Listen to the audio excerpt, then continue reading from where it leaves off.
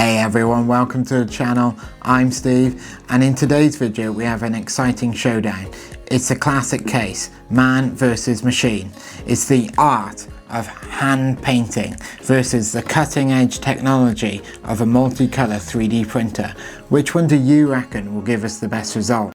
Round 1, fight! So I'm here today to represent for the hobby painter and show the robots that creativity will not be taken from us. Your fancy coloured plastics are no match for the power of the brush, plus I can turn you off.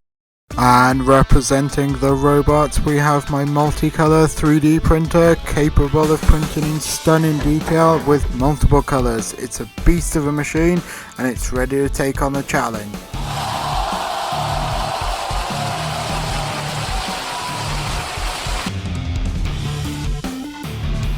So let's find out what model we're going to print today, if you haven't guessed it already. And it is, drum roll please. It's the Stay Puft Marshmallow Man. I feel like this is a nice easy model to start with. There's not too much to paint, but where I think I'll be tested is the lettering on the hat. But my tactics are going to be print out all the pieces in white separately and make it easier for hand painting. Then assemble at the end. And for the multicoloured version, I'm just going to let the printer do its magic. So there's nothing left to do but to get printing. 5, 4, 3, 2. Get up! Roll the drums. Get up! Get up!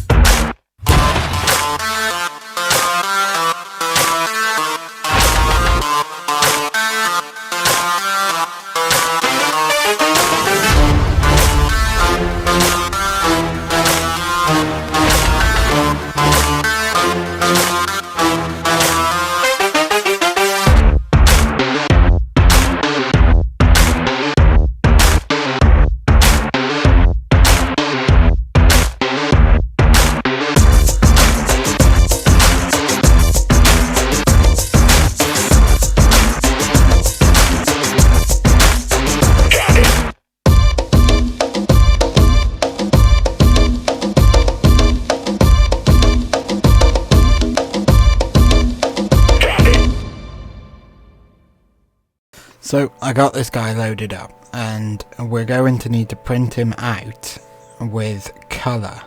So what I'm going to do is I'm going to click on this and then I'm going to go up to the colour painting tab.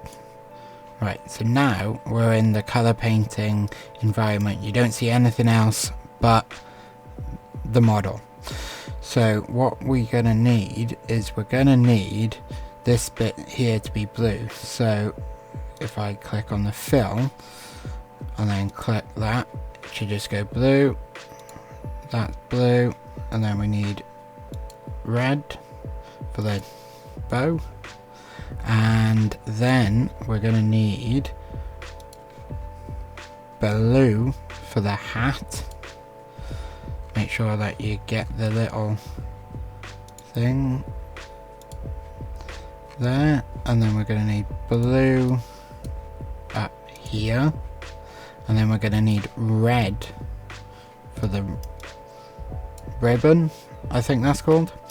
Right, so now the challenging part is going to be these eyebrows and eyes, because if you notice when I put the fill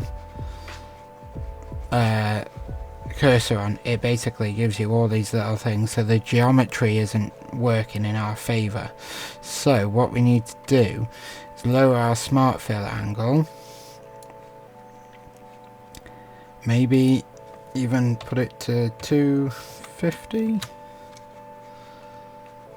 Oh, there we go. So we can tidy it up a little bit after, but we get the majority of the shape. So what we want to do is select the black, and then we want to zoom in, and then it's a tedious process, but we're going to have to basically pick out all the bits that we want black.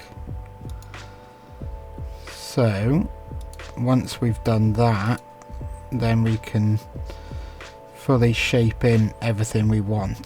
So I'm going to do that and we'll be back in a sec. I haven't used the painting option in Bamboo Slicer much, since I usually print it out all in one colour, then sand, prime and paint it. So if there is an easier way to paint it in the slicer, please let me know in the comments. This is a time consuming process, but it's the only way I know how to do it.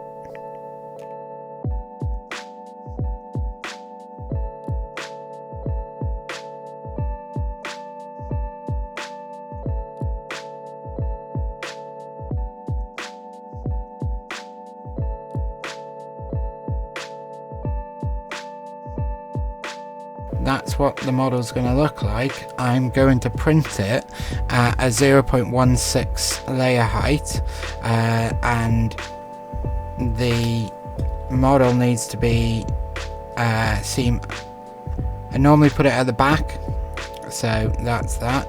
We're going to have like no ironing, anything like that. Then the strength, we're going to put it at 2 wall loops, and yeah, leave all this. We're going to put it at sparse infill density 8 on the grid, and then these are the other settings I'm going to leave alone. Then the speed is just going to be all standard default speed, everything like that.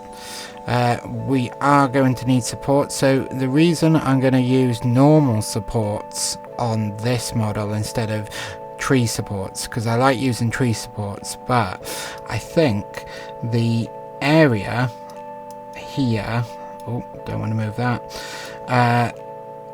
right there, I think that's going to have a hard time printing with tree supports. I mean, it'll probably come out fine, but I don't want to risk it, so I'm just going to use normal supports. And then we are ready to slice.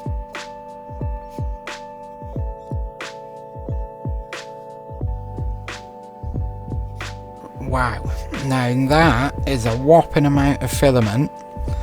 So here are all the colours that we're going to use, and these are some big numbers. I've never printed one like this before using the AMS. We're going to have a whopping 1,247 filament changes, and it's going to take 2 days and 13 hours and 15 minutes. So we better get printing, because this is going to take a very long time. So what's going to happen now is, while this is printing, I'm then going to paint my model, and then we'll compare them at the end.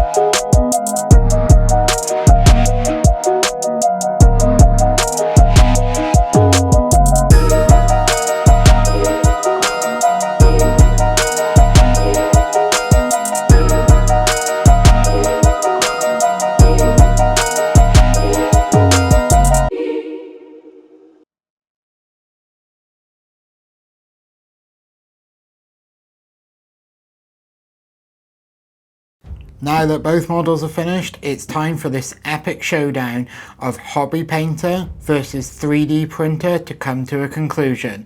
I want you to leave a comment down below for which one you think's better. If you think the hobby painter is better, leave a comment saying hobby painter. And if you think the 3D printer is better, leave a comment saying robots. And then I'll tally it all together if I get a couple of comments, and then we'll decide a winner. So it's time you've all been waiting for. Let's go.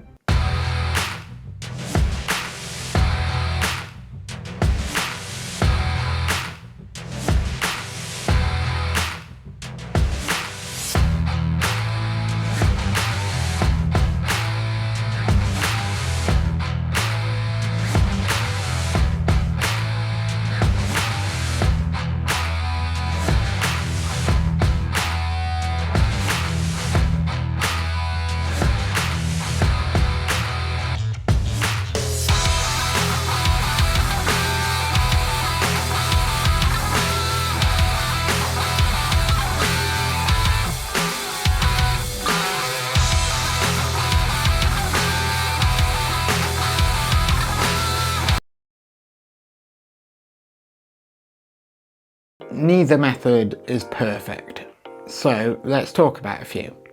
Straight off the bat, we need to talk about the poop situation from the 3D printer. This is how much poop that was generated by the 3D printer printing over the 2.5 days that it was running. And that seems like a crazy amount.